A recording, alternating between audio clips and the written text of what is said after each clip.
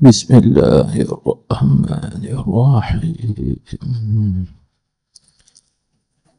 الحمد لله رب العالمين، والصلاة والسلام على أشرف الأنبياء والمرسلين سيدنا ومولانا محمد الفاتح الأمين وعلى آله وأصحابه أجمعين.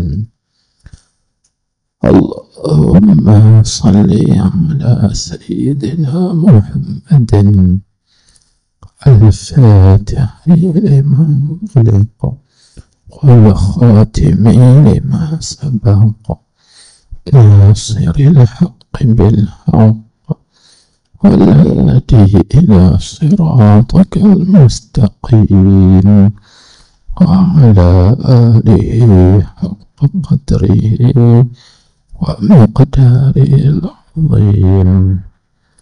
صلاة تفتح لنا بها أبواب الرضا والتيسير، وتغلق بها عنا أبواب الشر والتعسير، وتكون لنا بها وليا ونصيرا. أنت ولينا ومولانا، فنعم المولى ونعم النصير. اللهم افتح لنا أبواب فضلك، واشرح علينا خزائن رحمتك برحمتك يا أرحم الراحمين، وبجاه سيد الأولين والآخرين. أما بعد،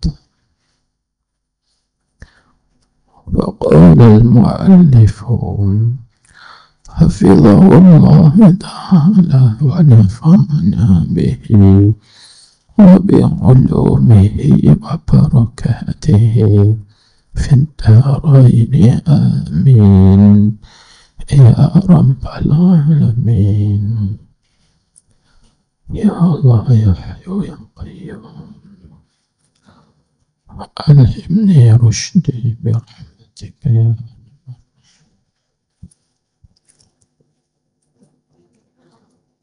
قد المؤلف حفظه الله تعالى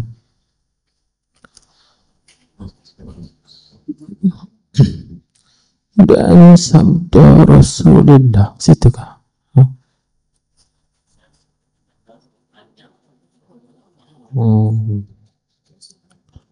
sebagaimana firman Allah Ta'ala dan seperti mana firman Allah pada kisah Nabi Khidir serta Nabi Musa alaihim assalam.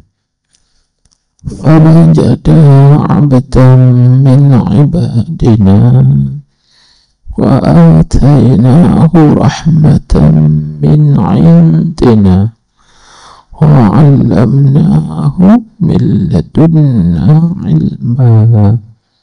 Surah Kahfi. Artinya, maka mendapati keduanya akan seorang daripada hamba-hamba kami. Jadi keduanya itu rujuk kepada siapa? Keduanya itu rujuk kepada Nabi Musa dan juga sahabatnya.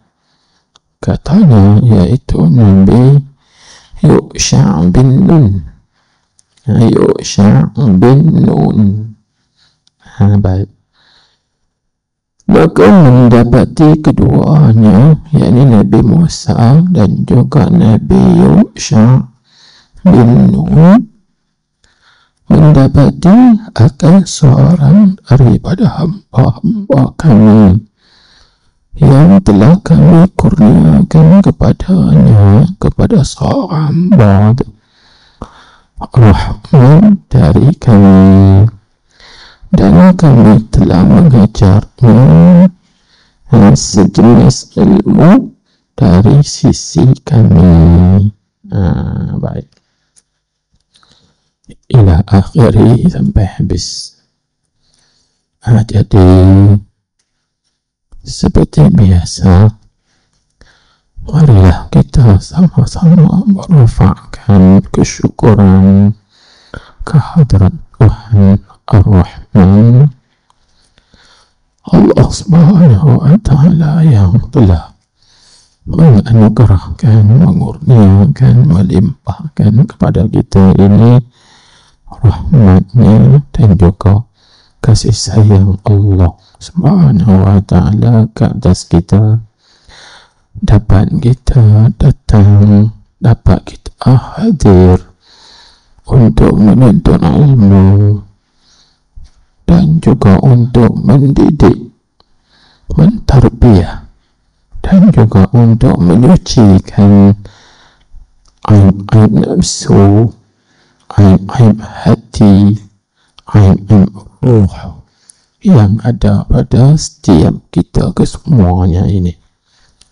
Dan itu semuanya dengan rahmat Allah. Walaula fadlullahi alaikum wa rahmatuhu ma zaka minkum min ahadin abada.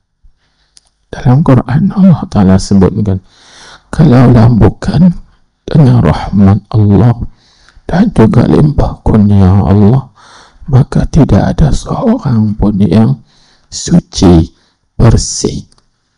Tapi kita ni jadi suci, jadi bersih daripada aib, dosa dan juga kesalahan. Semuanya itu adalah dengan rahmat Tuhan. Dan baik, bukan dengan amalan kita.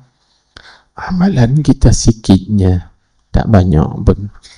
Dan amalan sikit. Lepas tu kalau kita nak ukur rahmat Allah Ta'ala dengan amalan kita, maka rahmat Allah Ta'ala itu luas lagi, banyak lagi daripada amalan kita. Jadi kita tak sah duk perasan lah kata amalan kita banyak. Amalan kita inilah berhak, patut kita masuk di dalam syurga.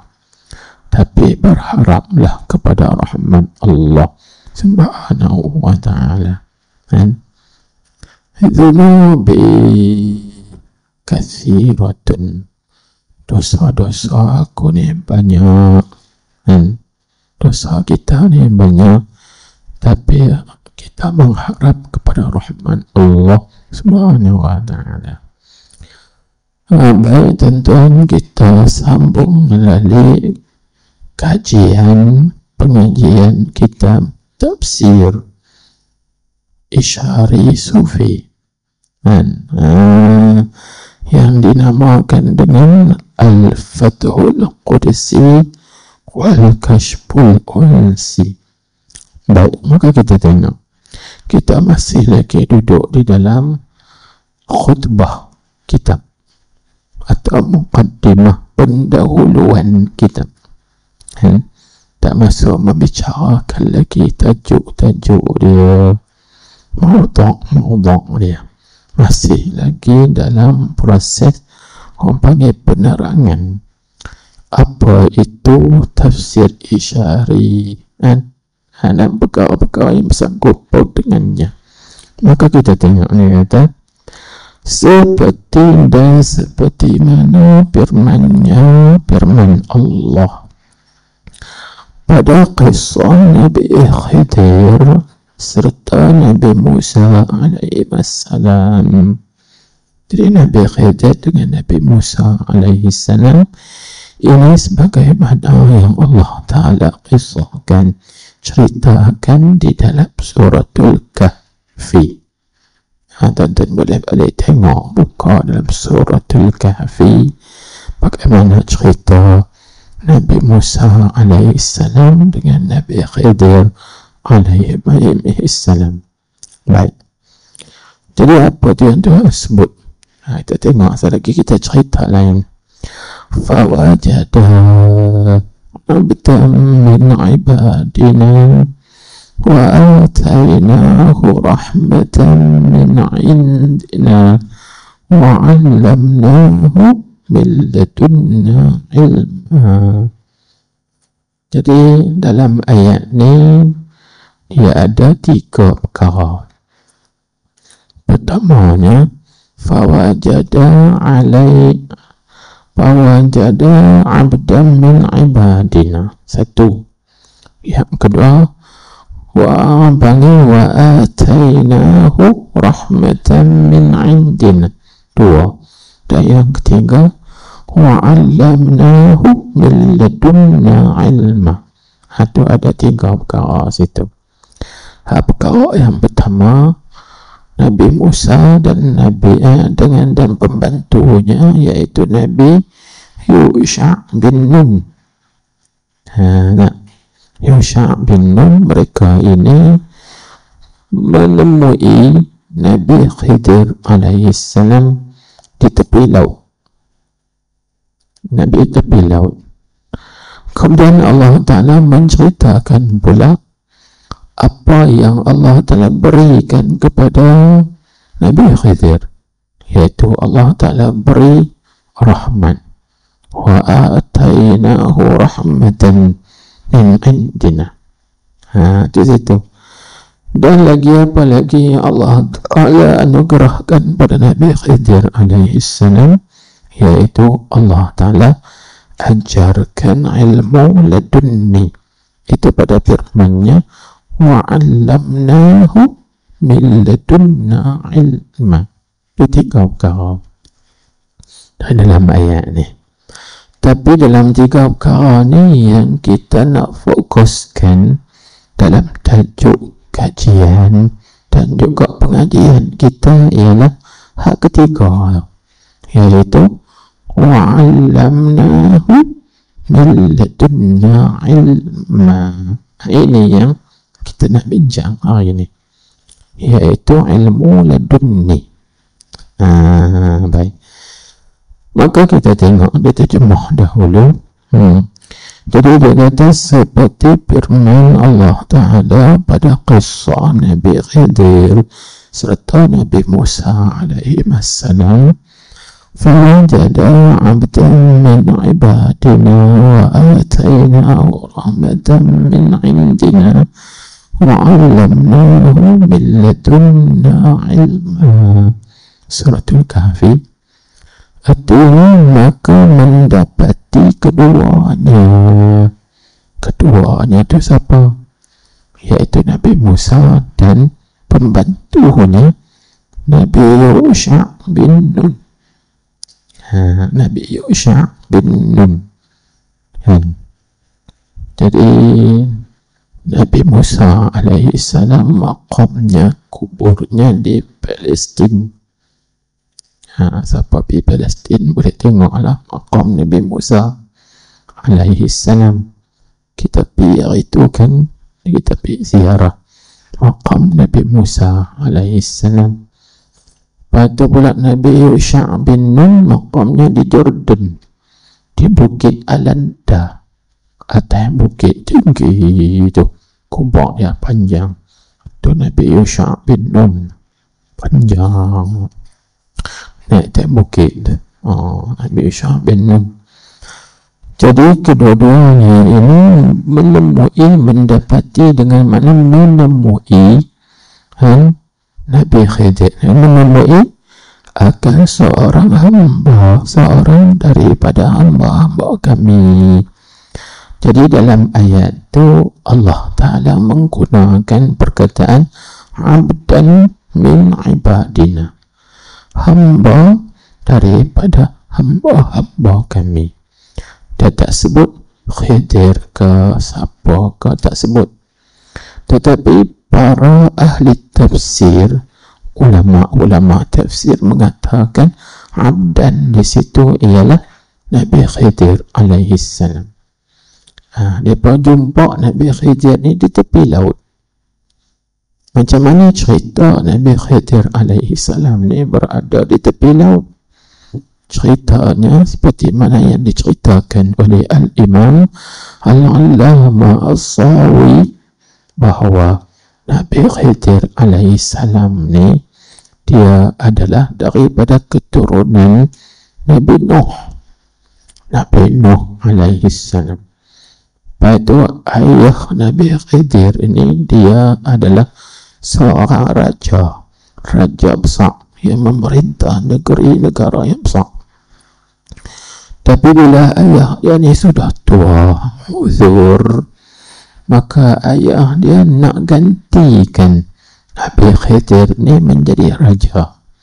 Tetapi Nabi Khidir alaihi salam ni tidak mau jadi raja. Tak mau jadi raja. Sebab apa? Nun depan Nuh. Abdan min ibadina. Nabi Khidir ni hamba. Dia tak mau jadi raja. Tak mau jadi raja. Bila dia tak mau jadi raja, maka dia lari daripada negerinya. Lari sampailah ke tepi laut. Itu ceritanya. Ke tepi laut. Bila sampai ke tepi laut, nak lari ke mana lagi? Depan laut. Tak boleh lari dah. Maka dia duduk tepi tu untuk buat ibadat kepada Allah Subhanahu wa ta'ala. Begitulah sampailah Nabi Musa alaihi salam dengan temannya Nabi Yusha' bin Nun pergi berjumpa Nabi Khidir di tepi laut. Itu cerita ayat ni. Fawajada abdan min ibadina. Maka kedua-duanya, yakni Nabi Musa dan Nabi Khidir itu mendapati Nabi Khidir alaihi salam. Baik, itu satu sebab. Dan sebab yang lain pula, kenapa Nabi Musa alaihi salam pergi kepada Nabi Khidir? Jawabnya lagu ni, kerana Nabi Musa alaihi salam ini kaumnya Bani Israel bertanya kepada dia, wahai Nabi Musa, siapakah orang yang paling alim sekali dalam dunia Allah ni? Siapakah orang yang paling alim sekali dalam dunia Allah ni? Itu puak Bani Israel tanya Nabi Musa alaihi salam. Maka Nabi Musa alaihi salam kata, akulah yang paling alim sekali, mana ada orang lain dah. Ni kan, aku yang paling alim sekali dalam dunia ni, tak ada orang lain dah. Ni kena ambil pengajaran tuan-tuan. Maka Allah Ta'ala nak ta'adibkan, nak ajar adab kepada Nabi Musa alaihi salam. Maka Allah Ta'ala kata, ya Musa, engkau pergi kepada hamba aku. Ni lebih ya. Ya Nabi Musa alaihi salam pergi cari Nabi Khidir alaihi salam. Akhirnya jumpa. Ini pun kita ambil pengajaran. Kalau kita nak tuntut mencari sesuatu itu, kita cari dengan sungguh-sungguh, pasti dapat. Sebab itu dia guna fawajada. Nak disebut menjada wajada. Siapa yang bersungguh-sungguh pasti dapat. Macam tu juga, siapa yang main mengaji hari ni sungguh-sungguh tak tidur, pasti dapat. Kalau tidak, dapat juga pahala. Ilmu tak dapat. Faham tak dapat. Bersungguh-sungguh pasti akan dapat, insyaAllah. Disebutkan man talaba syai'an bijiddin wajadahu. Itu hadis Nabawi. Siapa yang menuntut mencari sesuatu bijiddin, dengan bersungguh-sungguh, wajadahu, pasti dia akan mendapat benda yang dicari itu. Kalau dia cari sungguh, dia akan dapat, insyaAllah. Kita kalau tuntun ilmu sungguh, jaga adab-adab dia baik. Jangan letak kunci atas buku kitab.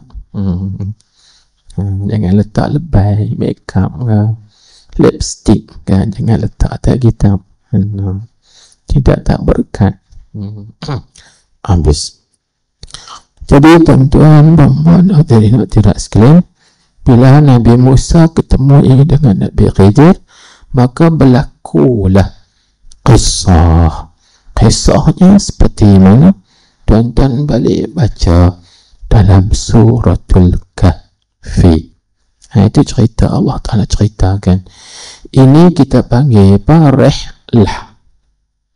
Rihlah maksudnya rihlah ilmiah, kembara ilmu Nabi Musa, proses nak mempelajari dengan Nabi Khidir alaihi salam. Maka di sini ada banyak pengajaran iktibar yang kita boleh ambil. Ini lain kali saya ceritakan, insyaAllah. Banyak rahsia kan. Nabi Khidir alaihi salam bila naik perahu, dia ambil kapak, dia kapakkan perahu tu. Cerita dia tu kan. Lepas tu jumpa pula orang panggil dinding, dah nak terbalik dah. Nabi Musa, Nabi Khidir tarik balik, bagi elok balik. Ada kisah dia. Lepas tu jumpa seorang budak, maka Nabi Musa bunuh budak tu. Nabi Khidir bunuh budak tu. Itu diceritakan dalam suratul Kahfi. Suratul Kahfi, tuan-tuan balik tengok ayat.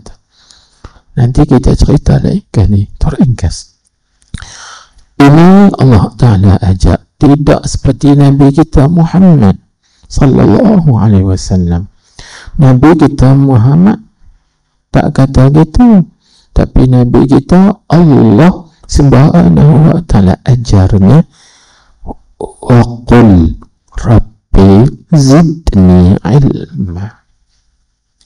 Wahai Muhammad, katakanlah, yakni berdoalah, wahai Tuhanku, zidni ilman, tambahkan kepada aku ilmu, tambahkan ilmu, tambahkan ilmu, tambahkan ilmu.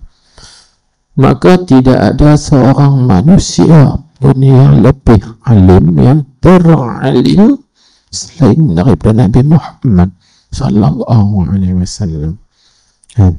Nabi kita lah yang lebih alim. Sebab itu Nabi kita bersabda dalam hadis yang sahih riwayat Imam Bukhari dan juga Imam Al-Asili. Nabi sebut, ana a'lamukum billahi wa atqakum lahu. Akulah orang yang lebih mengetahui Allah, mengenal Allah daripada kamu, dan akulah orang yang paling bertakwa kepada Allah daripada kamu. Inilah. Sedikit kita ambil. Maka kita ambil sikap di situ. Artinya jangan kita mendakwa diri kita ini alim. Jangan mendakwa diri kita ini pandai dan sebagainya. Kerana ada lagi yang lebih alim, yang lebih pandai. Kerana itu Allah Ta'ala berfirman, wa fawqa kulli dhi ilmin alim, dan di atas tiap-tiap orang yang ilmu itu ada lagi orang yang lebih berilmu, ada lagi orang yang lebih alim. Pepatah bahasa menyebut di atas langit masih lagi ada langit. Langit pertama ada lagi, langit kedua ada lagi, langit ketiga. Ada panggil di atas langit masih lagi ada langit. Maknanya di atas orang alim ada lagi yang lebih alim. Anis tu. Baik, tetapi lebihnya Nabi Khidir alaihi salam ini pada ilmu hakikat, iaitu pada ayat wa'allamnahu min ladunna ilma.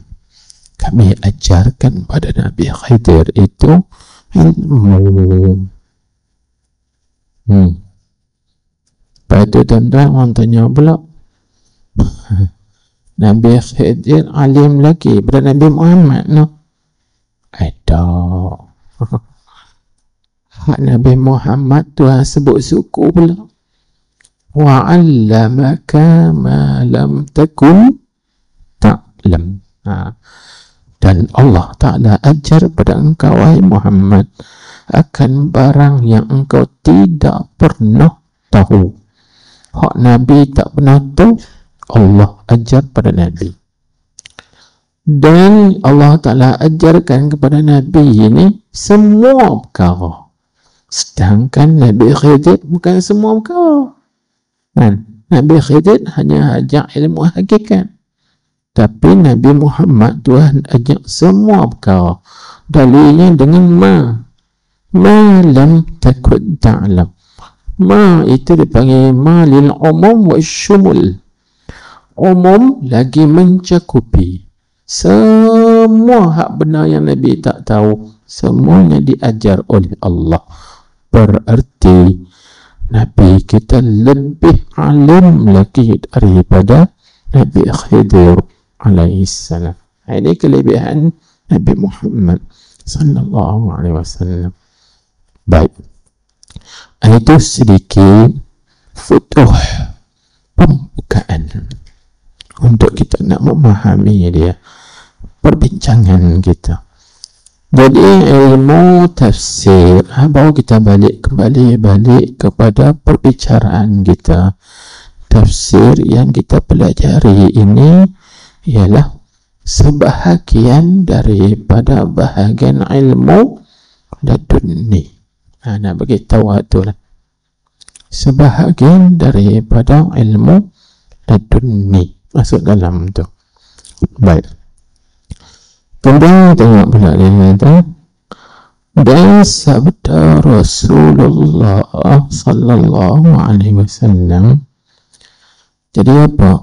Ilmu laduni yang kita pelajari, tafsir yang kita pelajari ini, dan tengok balik di muka surat ni pada baris yang keempat. Tadi kita kata aku pening sembang bapa ni, jangan duk pening. Yang pening tu pasal sat mai, sat tak mai gitu. Tu mai. Kalau mai straight tak tinggal, insya-Allah tak pening. Insya-Allah dia tak pening. Sebab dia ambil daripada awal sampai sud. Kita ambil sekerat, tak mai 2 kerat. Lepas tu mai pula sekerat, pening ni. Jadi punca ni tang mana? Tuan-tuan tengok kitab tu juga, muka surat ni 4 baris daripada atas.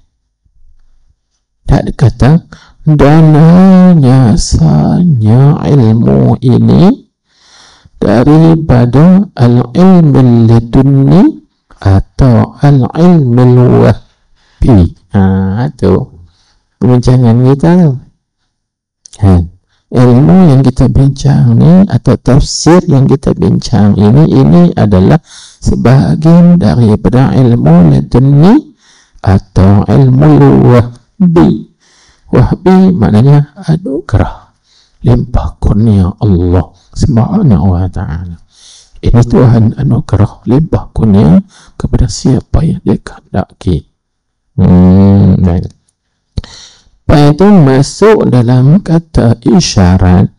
Ilmu laduni itu apa? Sabda Rasulullah sallallahu alaihi wasallam. Ini nak cerita tu. Jadi dan sabda Rasulullah sallallahu alaihi wasallam ini apa? Isyarat juga kepada laduni atau wahbi. Nak cerita tu lagi pening banget. Man amila bima alima warathahu Allahu ilma ma lam ya'lam. Hadis riwayat Abu Nu'aim di dalam kitab Hilyatul Awliya wa Tabaqatul Asbiya. Dia panggil Abu Nu'aim Al-Isbihani. Kitab itu besar, dia ada 10 jilid. semuanya menceritakan tentang tasawuf.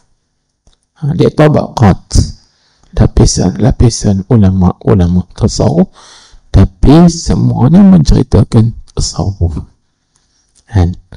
Jadi dia riwayat dalam kitab tu hadis. Ini apa maksud? Arti sabda Nabi sallallahu alaihi wasallam, barang siapa beramal ia dengan yang diketahuinya. Baca dulu. Niscaya mempusakai akan dia, akan barang siapa tu, oleh Allah Ta'ala, yakni Allah Ta'ala anugerahkan atau Allah Ta'ala berikan, limpahkan akan ilmu yang tiada diketahuinya. Bahasa mudahnya, artinya siapa yang beramal dengan ilmu yang dia tahu, maka Allah Ta'ala akan berikan kepadanya ilmu-ilmu yang dia belum tahu. Maka ilmu yang dia belum tahu tu namanya apa? Ilmu ladunni atau ilmu wahbi, anugerah limpah kurnia daripada Allah Subhanahu wa ta'ala. Wahbi bermakna ata'i, pemberian daripada Tuhan, anugerah daripada Allah Subhanahu wa ta'ala. Tuan-tuan nak lagi tak? Nak bagi faham lagi, kena buka. Kena buka. Hanya kita buka sikit. Itu hadis riwayat Imam Abu Nu'aim. Supaya kita nak faham daripada makna hadis. Cuba kita tengok satu-satu lafaz dia. Man amila, barang siapa yang beramal. Beramal ni kita panggil apa? Beramal ini dia panggil tarekat. Tak kira amal itu adalah tariqah. Tuan-tuan jangan silap faham. Sikit kita kata, kena masuk tarekat ni. Tak masuk pun tak apa. Tapi kalau masuk lagi tak apa. Tapi kena tengoklah tarekat yang macam mana. Tarekat yang sahih, sanad dia, sanad gurunya siapa, dia belajar daripada siapa, itu kena bincang lain, panjang perbincangannya. Tapi kita baca umum, tengok siapa guru dia, siapa yang mentarbiah dia, nisbah dia kepada siapa. Itu baik. Jangan sampai kita tanya, siapa tarbiah? Aku ditarbiah oleh alam ghaib. Tak boleh. Kita bukan dua alam ghaib. Kita alam nyata. Saya tanya tu. Baik.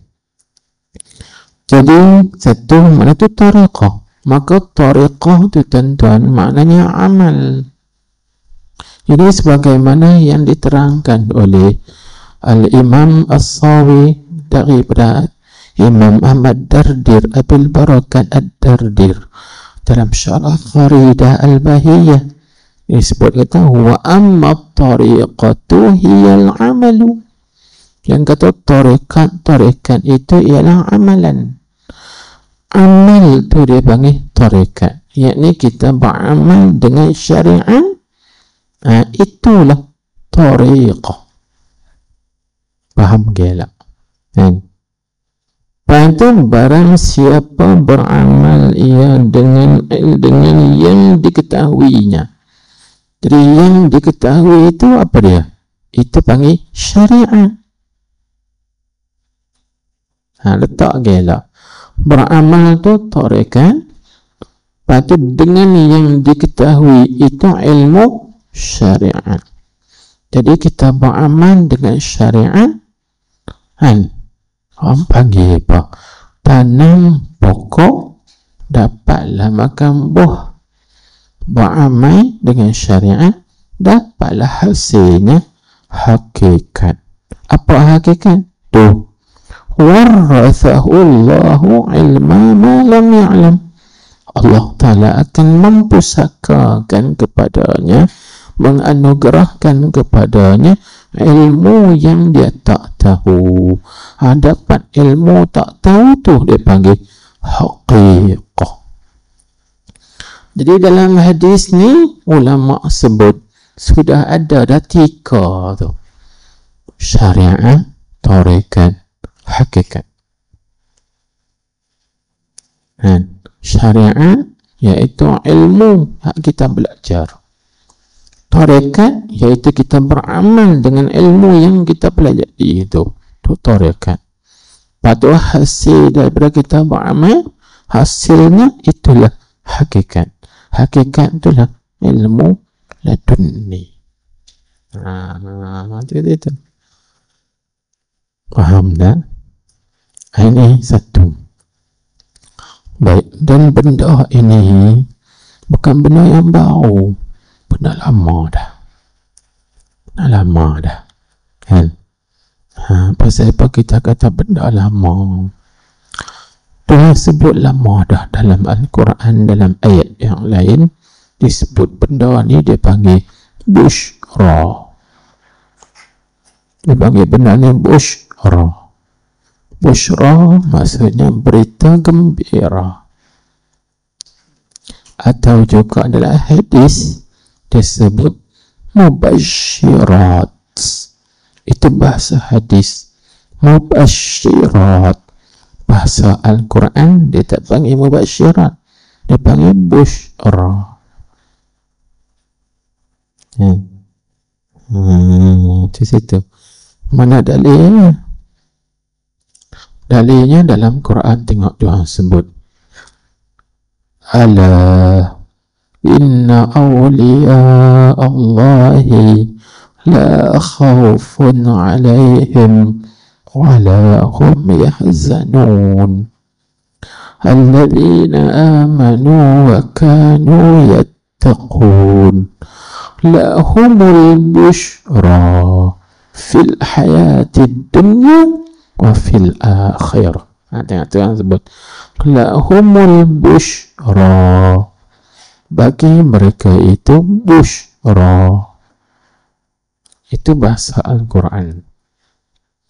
Kalau bahasa hadis, hadis yang diriwayatkan oleh Huzaifah ibn al-Yaman dan juga diriwayatkan oleh Abu Hurairah radhiyallahu anhu, yaitu Nabi kita bersabda, la tabqa minan nubuwati illa mubasyirat. Tidak tinggal lagi daripada kenabian kecuali mubasyirat. Itu bahasa hadis. Mubasyirat, bushra. Makna dua-duanya sama, iaitu berita-berita yang menggembirakan. Berita gembira. Jadi apa dia berita gembira ni? Itu juga ditafsirkan dengan mimpi. Bukan mimpi remolikan, itu tak mau, itu menakutkan. Mimpi, maksudnya mimpi yang elok. Sebab tu Huzaifah ibn al-Yaman pernah bertanya, wahai Rasulullah, wa mal bushra, apa itu bushra? Nabi sebut, ar-ru'ya as-salihah allati yaraha al-mu'minu aw tura lahu, iaitu mimpi-mimpi yang baik yang dilihat oleh orang mukmin atau diperlihatkan mimpi-mimpi itu kepada orang mukmin. Itu bushra. Sebab tu tuan-tuan, akhir zaman ni kalau tuan-tuan bermimpi, insyaAllah mimpi kita itu hampir kepada benar. Contohnya lah, kalau cikgu mimpi masjid tu tanah bahiyah ni nak tenggelam. Tu tuan-tuan kena ambil beringat tau. Okey, jadi nak tenggelam tunggu, larilah siapa duduk ke tepi-tepi ni. Tak lari tenggelam kan.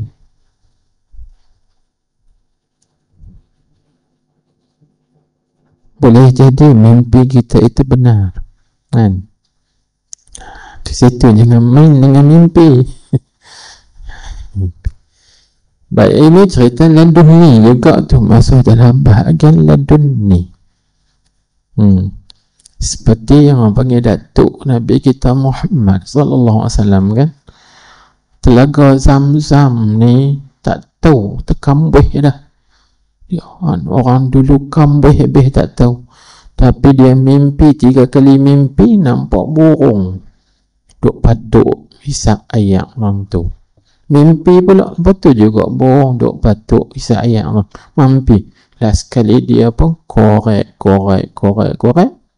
Akhirnya berjumpa. Itulah telaga Zam-Zam. Nanti jangan mereka dengan mimpi. Kita kalau mimpi, dia tunjuklah mimpi tu junjuk mais ketui. Mimpi sekali, 2 kali, 3 kali. Cuba pergi korek, insyaAllah ada lah kot. Baik, ya. Ini akhir zaman yang begitu kan. Jadi 3 tu ada tadi, tarikat, syariat, hakikat. Di situ. Pai benda ni kalau kita pelajari adalah hikam Ibn Ruslan. Hikam Ruslani ya, dia sebut satu-satu. Dia panggil apa? Al-ilmu tariqul amali wal amalu tariqul ilmi wal ilmu tariqul ma'rifati wal ma'rifatu tariqul kashfi wal kashfu tariqul fana. Itu jalan-jalan dia. Ilmu syariat jalan yang menyampaikan kepada amal. Amal dengan ilmu syariat pula jalan yang menyampaikan kepada ilmu ladunni. Ilmu ladunni itu jalan yang menyampaikan kepada ma'rifah. Ma'rifah itu jalan yang menyampaikan kepada kasyaf, terbuka rahsia. Kemudian kasyaf itu menyampaikan kepada fana. Fana ni hilang habis. Ada apa? Allah jua yang ada. Ini semua tu jalanan-jalanan wasilah-wasilah yang nak sampai kepada Allah. Jadi hak yang kita belajar ini, itulah jalannya. Dan maka nak jalan, dan tuan satu pesanan, jalan kena jalan straight, jangan berhenti. Berhenti tak sampai. Nak ngaji daripada awal sampai khatam, insya-Allah baru boleh nampak. Ngaji sekerat jalan tak main dah, tak nampak kelam. Dia gitu. Bukan boleh buat sekerat-sekerat ni, dia kena straight, konsisten, berterusan. InsyaAllah akan sampai terbuka. Baik. Itu sedikit kita nak datangkan secara isyarat bahawa ilmu yang kita pelajari ini dia masuk dalam bahagian ilmu ladunni atau juga ilmu wahbi, anugerah daripada Allah Subhanahu wa ta'ala. Baik, maka tengok lagi. Maka iaitu terujuk ke mana? Tanda bagi elok. Maka iaitu ilmu ladunni atau ilmu wahbi. Ilmu ladunni atau ilmu wahbi ini thamaratul amal, iaitu buah atau hasil bagi amalan. Yang amalan tu kita sebut dah tadi, iaitu tariqah. Kan? Contohnya macam ni.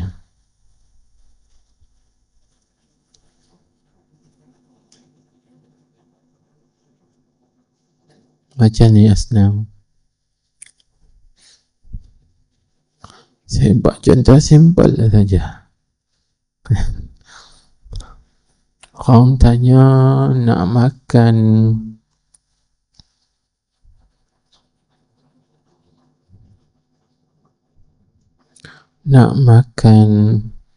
kasidah nak ayam putih-putih dia berbawa atas. Kasidah. Nak makan kasidah, nak beli apa? Beli kayu manis ke? Hai tak. Orang tak buat kasidah kan kayu manis. Tuan beli apa? Tepung. Tepung. Tepung tu syariat. Maknanya kita kena ada ilmu tentang bahan-bahan untuk kita nak buat kasidah. Faham tak? Takkan nak buat kasidah dengan paku. Beli besi, paku, beli spana, beli screwdriver. Takkan nak beli yang tu. Tak kena kan? Maka tak akan jadi kasidah tu.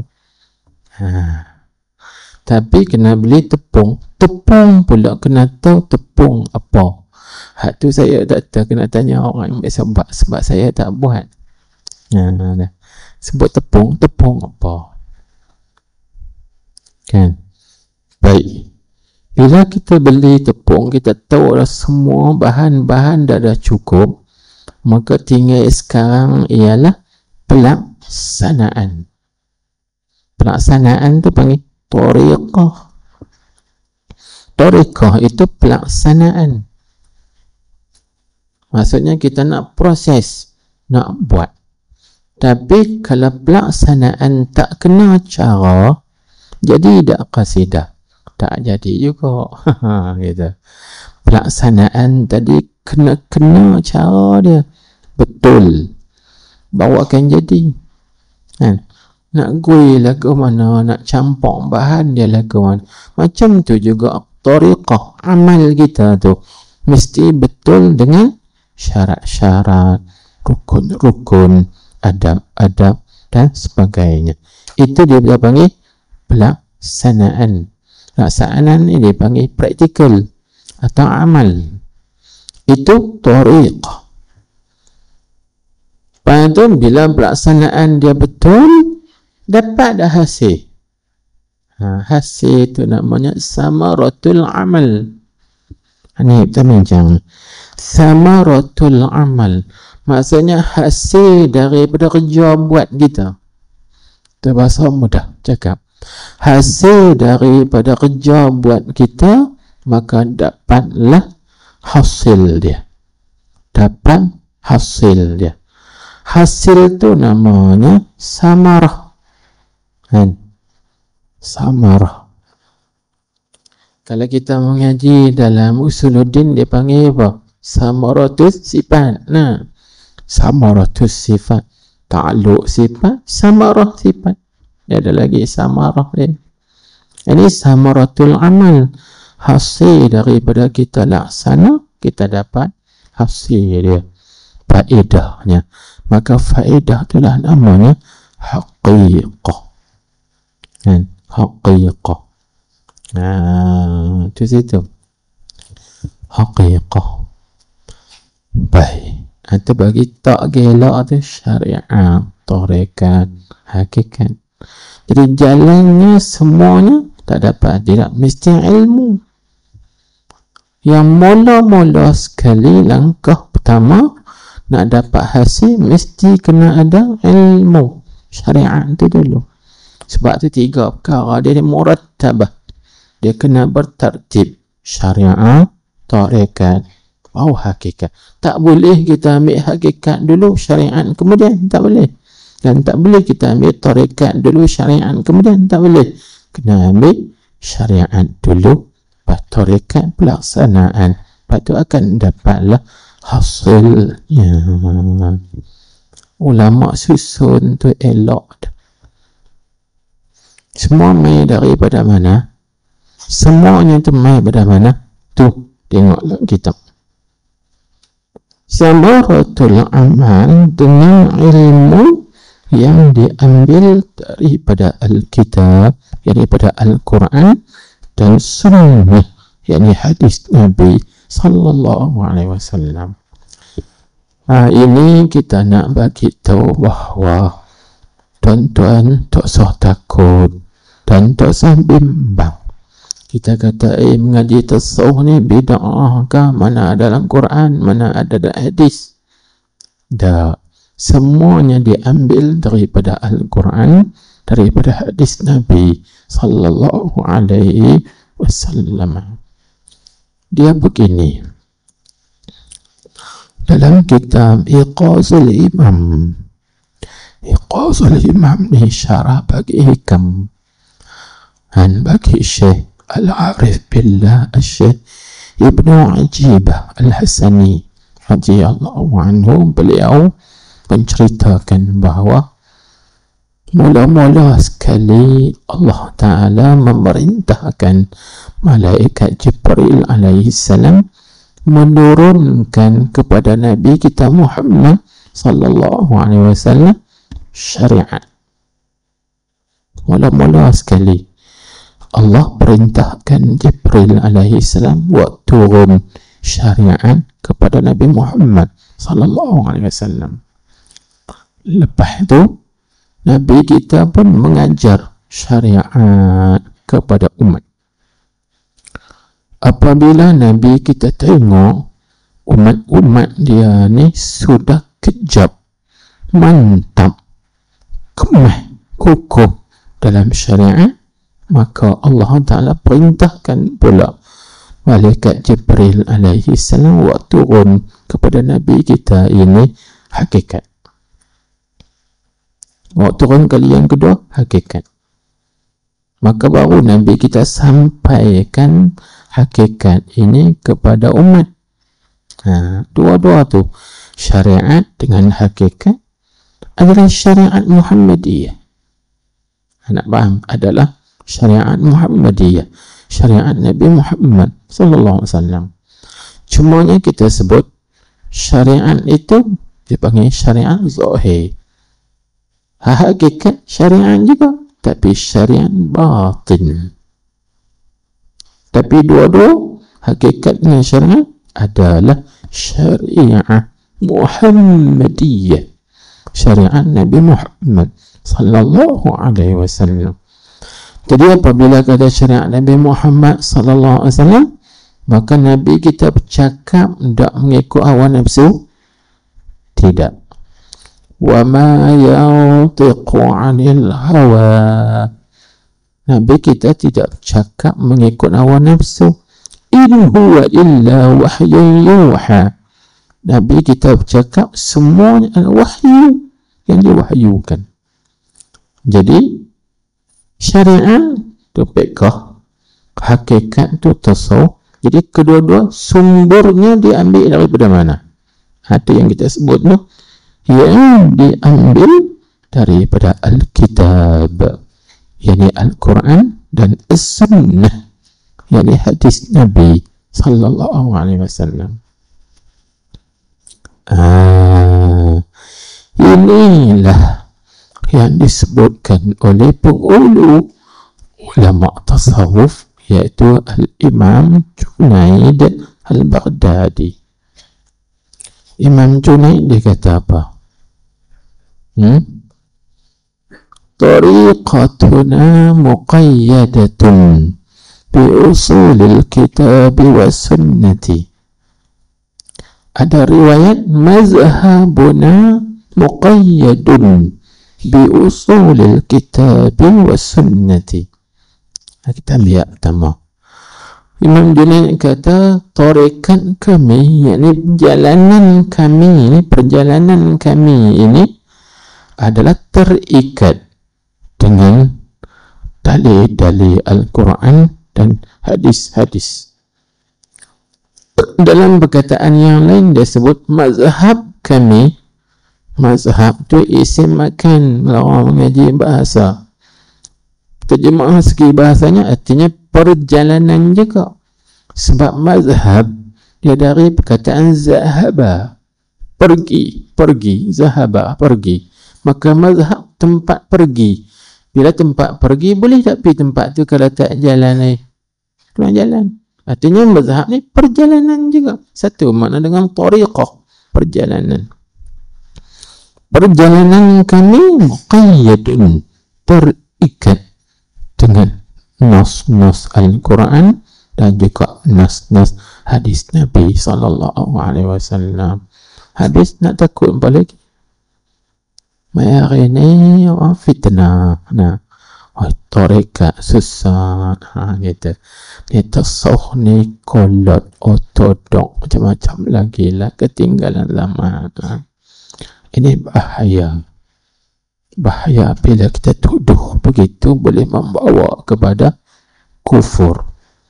Kerana apa kita kata gitu? Kerana kita memisahkan antara syariat dengan hakikat.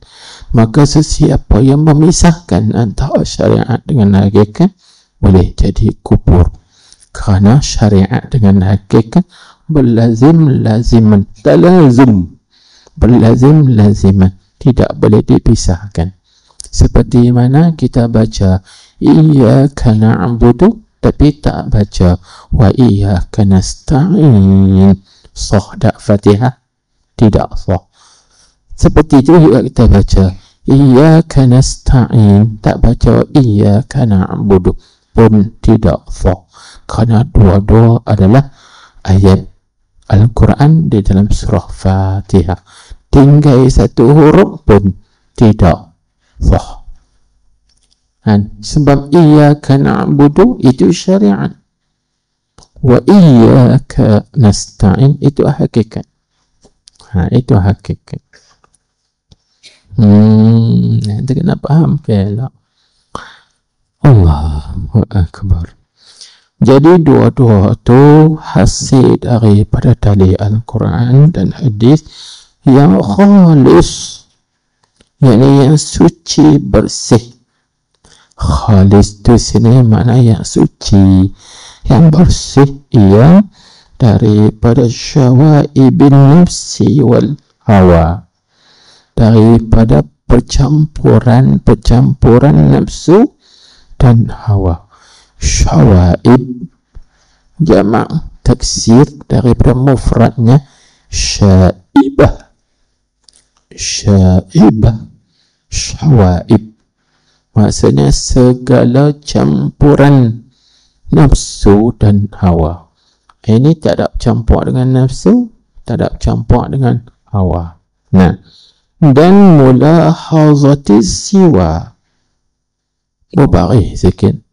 Mulahazah as-siwa maksudnya memandang yang lain daripada Allah.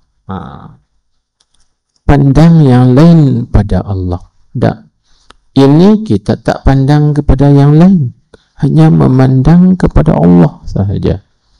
Dan al-mazhub bit-taqwa artinya yang disertakan dengan taqwa, yang didampingkan dengan taqwa. Jadi ilmu ni ada ketakwaan, menjunjung perintah Allah, meninggalkan larangan Allah, serta dengan mujanabah ad-da'wah. Mubarih sikit mujanabah ad-da'wah. Mujanabah daripada perkataan janabah, yujanibu mujanabatan. Ada wazan timbangannya fa'ala, yufa'ilu, mufa'alatan. Mufa'alah, mujanabah, itu timbang dia. Nak baca dia. Maknanya apa? Serta menjauhkan. Mujanabah mana meninggalkan atau menjauhkan dakwaan. Dakwah faham kan? Apa dia dakwah? Dakwah ni pengakuan. Apa makna pengakuan? Yakni orang yang mengisyaratkan kepada diri dia. Itu dakwah.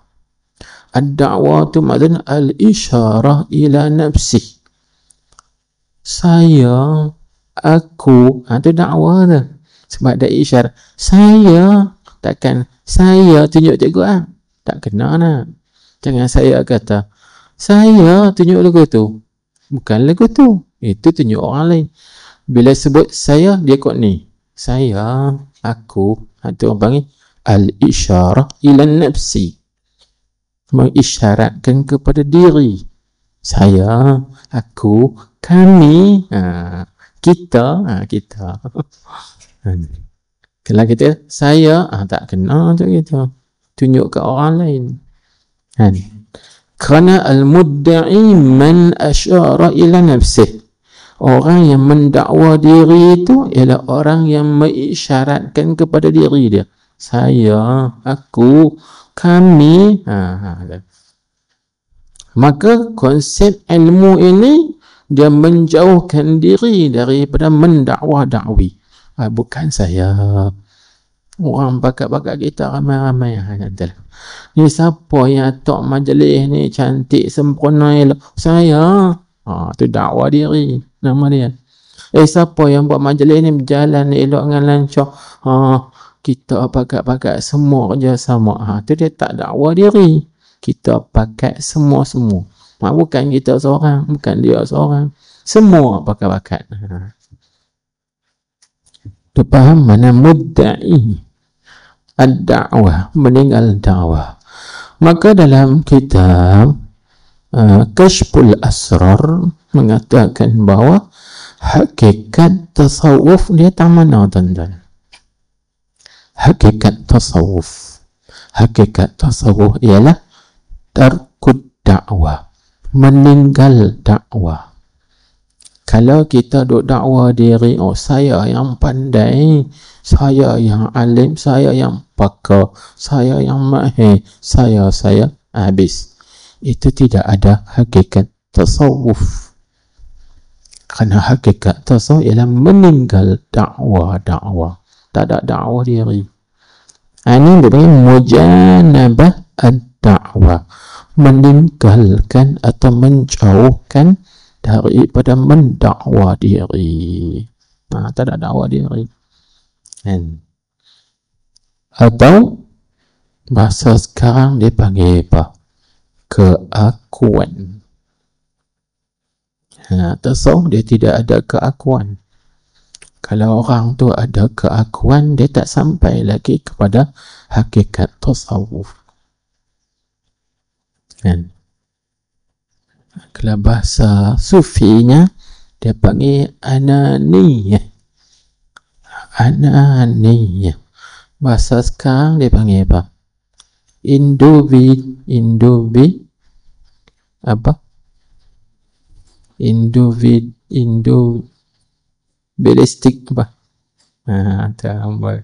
Kita ni nak sebut tak pandai. Tu keakuan. Tak ada keakuan. Habis situ. Itu tasawuf mengajar begitu. Maka tiba hari ini isu banyak duk mengaku saya murabbi, saya mursyid, saya sekian. Habis. Itu lagu mana duk dakwah tu. Allahu Akbar. Inilah kita ni. Baik. Itu satu untuk kita nak memahami. Nanti kita pelajarilah insya-Allah. Bila kita pelajari dalam tajuk ayat Quran wa'bud rabbaka, ataupun orang panggil wa'budullah wa la tusyriku bihi syai'an. Beribadatlah kamu kepada Allah. Apa maksud? Yang jadilah kamu hamba Allah. Ini nanti kita bincang. Jadilah hamba Allah. Jangan jadi hamba yang lain. Itu. Baik. Tengok sikit lagi kita habis Ni baca laju ni. Dan kerana inilah berkata setengah arifin billah radhiyallahu anhu, dia kata apa? Tiada dapat memahami asraril Quran, tak dapat memahami rahsia-rahsia Al-Quran dan ma'aninya yang syarifah, yakni makna-makna Al-Quran yang mulia. Kan? Kita tak dapat nak faham rahsia Al-Quran, kita juga tak dapat nak faham makna-makna yang tersirat. Cuma ma'aninya yang syarifah, kita terjemah mudah, yakni makna-makna Al-Quran yang tersirat di sebalik yang tersurat. Itu situ ma'aninya yang syarifah. Melainkan bahawa dapat faham rahsia-rahsia Al-Quran, itu istisna daripada tak dapat faham baru faham. Melainkan orang yang suci ia daripada dosa. Tak ada dosa zahir, tak ada dosa hati, baru dia dapat faham, dia panggil rahsia-rahsia Al-Quran. Kalau tak boleh faham. Kan? Itu yang penting kan. Sebab tu tuan-tuan, ulama kan mendidik orang yang nak ikut jalan ini, kena didik dengan zikir dan juga wirid, hizib dan sebagainya. Maka wirid, kita beramal dengan wirid, beramal dengan zikir, itulah namanya tariqah. Itu tariqah. Tu yang orang duk kata ambil tarekat, bukan ambil tarekat, ambil amalan. Amalan tu tarekat lah. Tu situ. Ambil tarekat lah. Bukan ambil tarekat tu ambil saja, tak. Ambil amalan, kemudian kita amalkan. Itu tariqah. Tujuannya ambil amalan tu untuk ni, nak cuci hati kita, nak cuci anggota kita ini, supaya kita dapat memahami asrarul Quran, rahsia-rahsia Quran. Kerana Al-Quran ini dia mulia. Benda yang mulia dia tak akan dapat faham kecuali orang yang mulia. Faham? Kan? Tuan-tuan faham tak bahasa isyarat? Orang tadi cakap buat tangan saja. Faham tak? Tak faham kan? Cuma yang faham ni ya.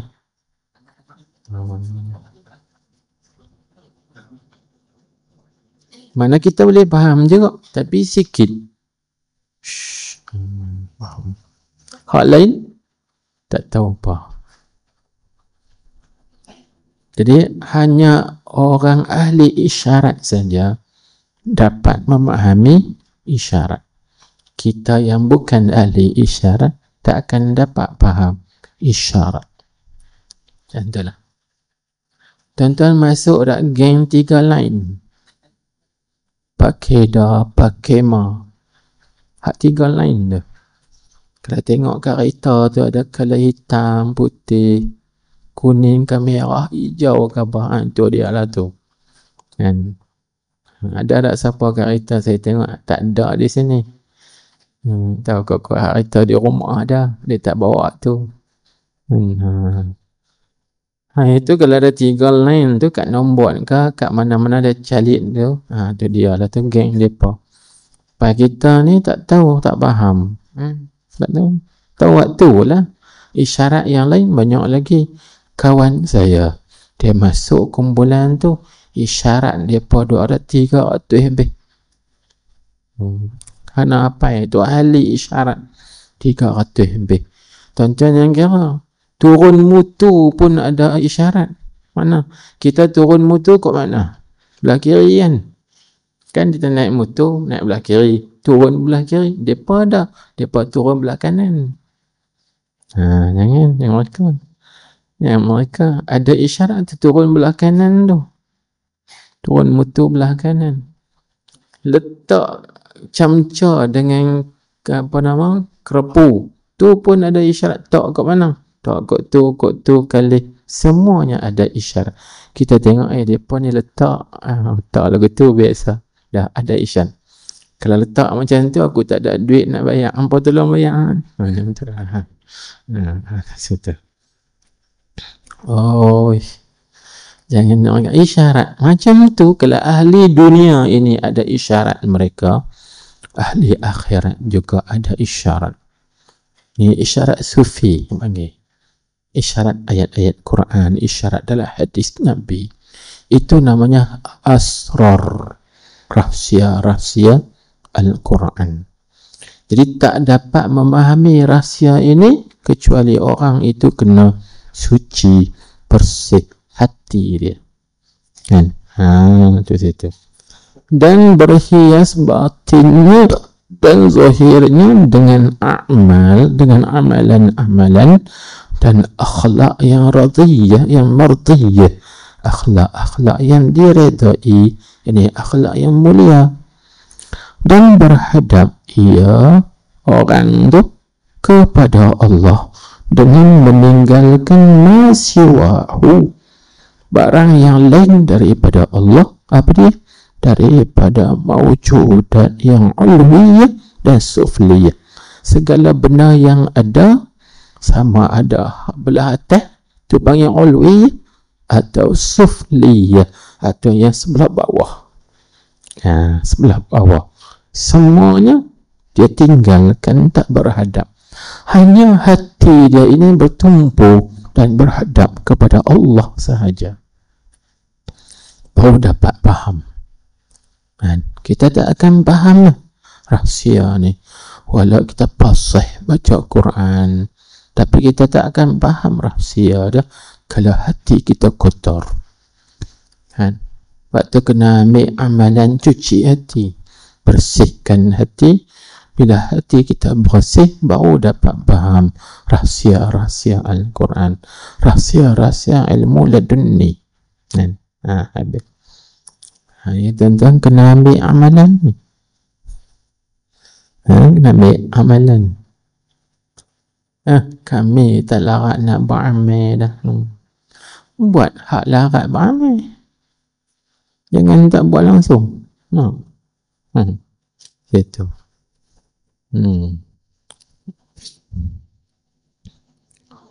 Tuan-tuan perempuan, sedikit cerita. Jadi pada 2 minggu lepas kan kita buat daurah di pondok kan, kitab Al-Kamal Muhammadi, bukan Kamal Muhammadi, kitab Hidahul Maqsud min Ma'rifati Sayyidil Wujud sallallahu alaihi wasallam. Kan saya ada sebut siapa-siapa yang hadir, insya-Allah akan ada di kalangan tuan-tuan puan-puan yang hadir. Selepas daripada majlis ini akan ada orang yang boleh tengok Nabi sallallahu alaihi wasallam secara sedar. Kan? Satu baru ni ada seorang hamba Allah, saya tak mau cerita lah siapa, dia mai jumpa saya kan? Dia kata alhamdulillah dia jumpa berdepan. Saya tak tanya apa, saya gelak senyumnya. Lepas tu dia cerita, saya beramal salawat Fatih tiap-tiap hari 1000 kali. 1000 kali. Masya Allah, dia boleh tengok. Jadi tuan-tuan, Nabi ni suci. Kita tidak akan boleh jumpa dia kalau kita tak suci. Macam tu juga Al-Quran itu suci, bersih. Kita tak akan dapat memahami rahsia-rahsia dia kalau hati kita tak suci, tak bersih. Jadi kena cari amalan yang menyucikan hati, membersihkan hati. Banyak amalan.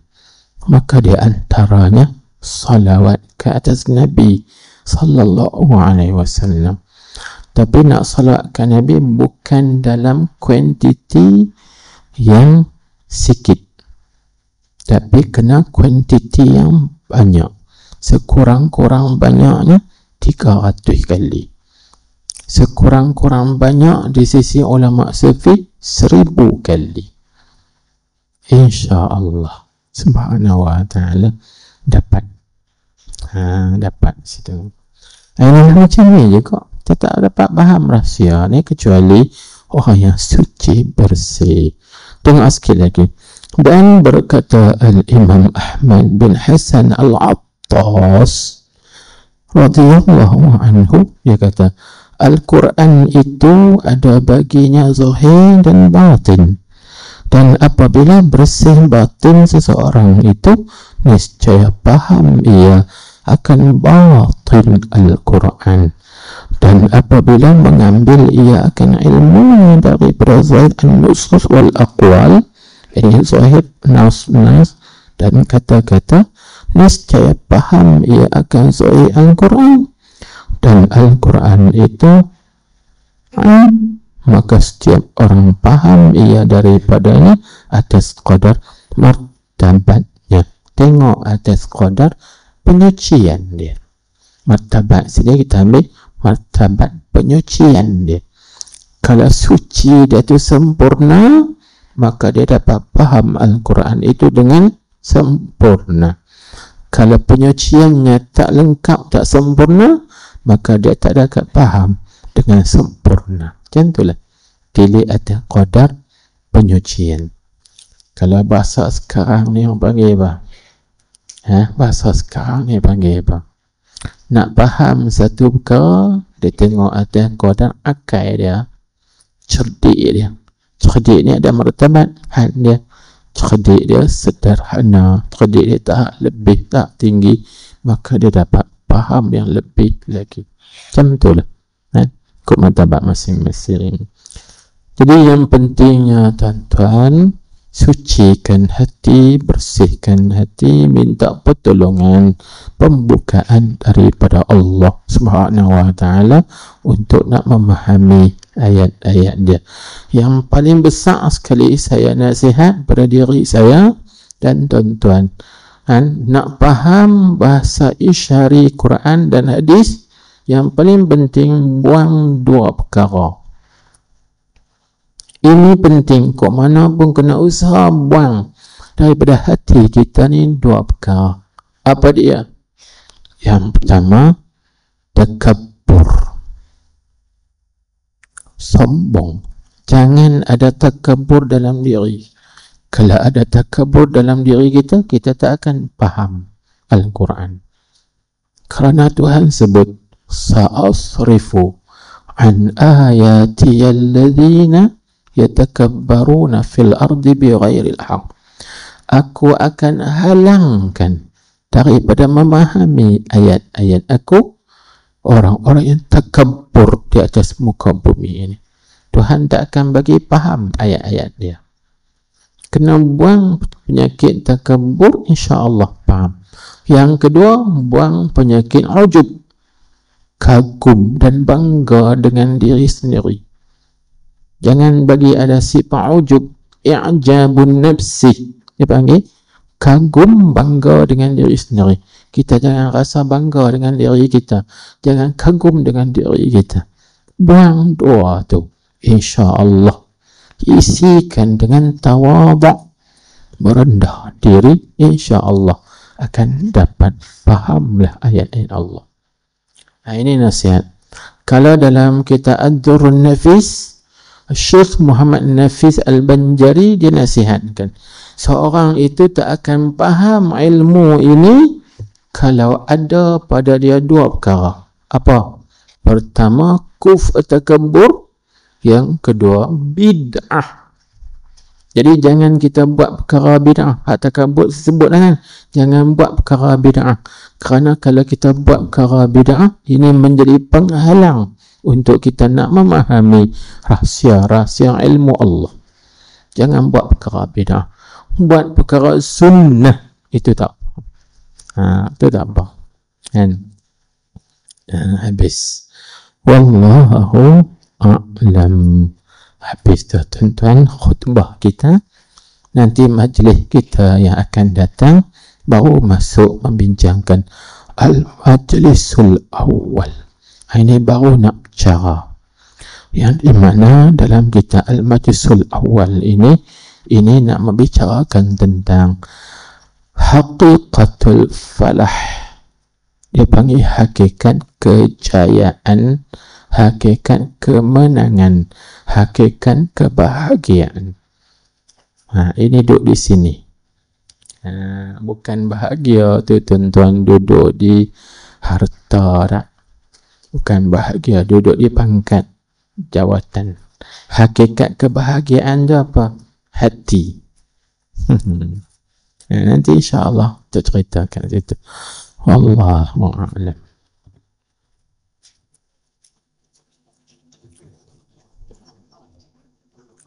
Subhanakallahumma wa bihamdik asyhadu an la ilaha illa ant astaghfiruka wa atubu ilaik. عملت سوءا وظلمت نفسي فاغفر لي فإنه لا يغفر الذنوب إلا أنت.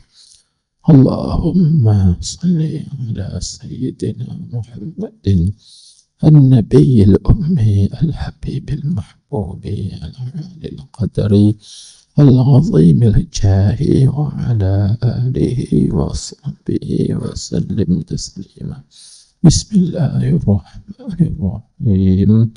الحمد لله رب العالمين وصلى الله وسلم عليه. اللهم افتح علينا حكمتك وانشر علينا رحمتك يا أرحم الراحمين.